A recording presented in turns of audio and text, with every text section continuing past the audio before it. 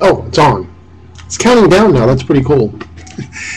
River, I just found your video. I'm not a subscriber of yours yet. I might be somewhere down the road. But, I just found this video. And, I don't do a lot of video responses anymore.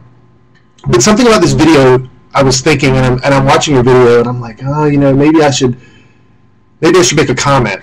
But then I felt like, oh, I'll do a video response.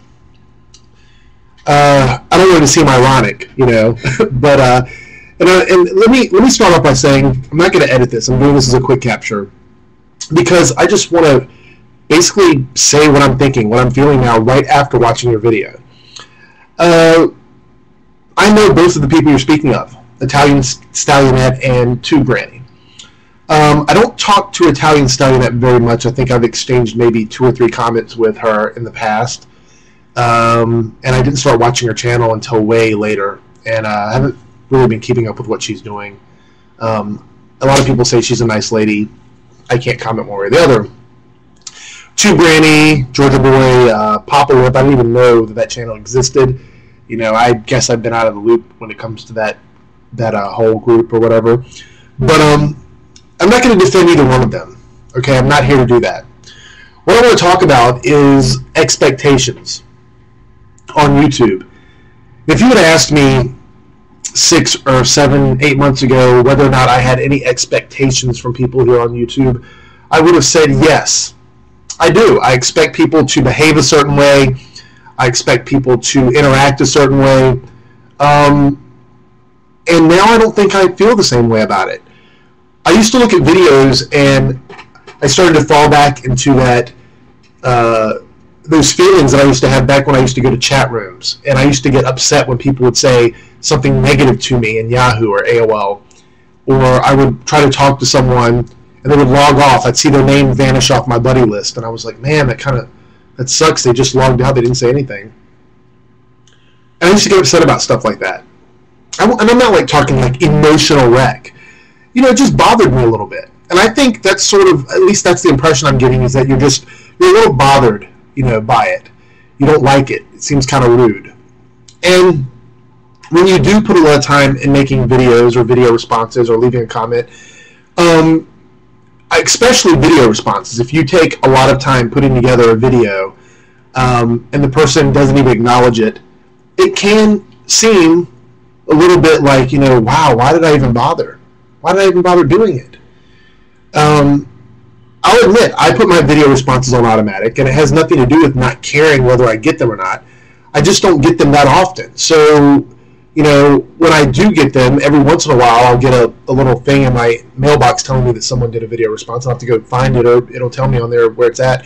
But most of the time, I don't even click that when I upload videos. There's a little button you click that says, approve all or automatic. And I think it's set default to automatic. I believe it is. Can't say for certain because, like I said, I don't get that many. But then again, I don't think I have as many subscribers as ItalianStallionette, and I don't know about Tube Granny anymore.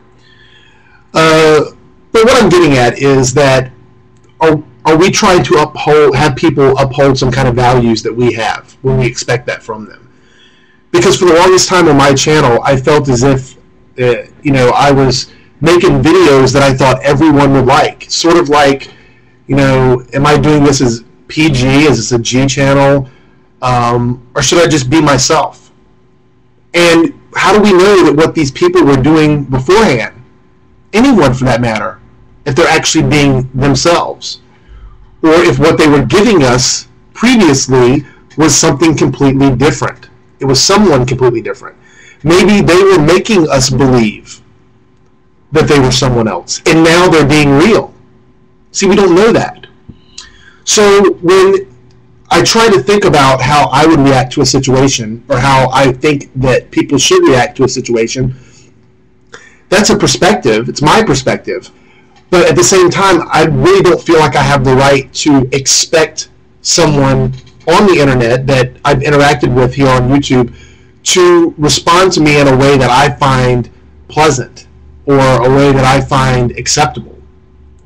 Because that's not really what the interaction on YouTube is anymore. The interaction on YouTube, for me, has been all over the place. You get some people that do respond, and they do love to truly interact with the community, and some people that don't. Some people just make videos because, you know, they feel like making a video about putting their face into a cake, or, you know, putting Mentos in a Coke bottle, or whatever it may be, and they really don't read their comments.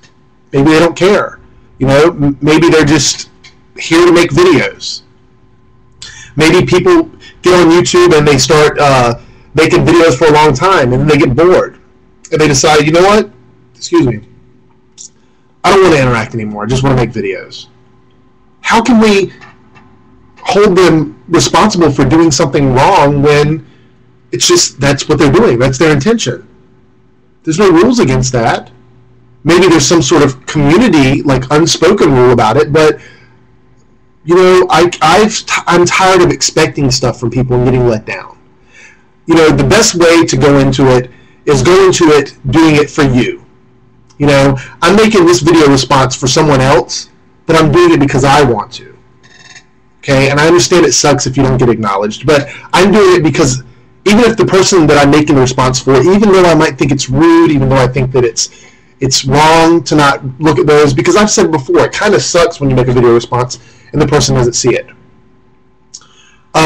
Make it for you. Make it because you have something to say.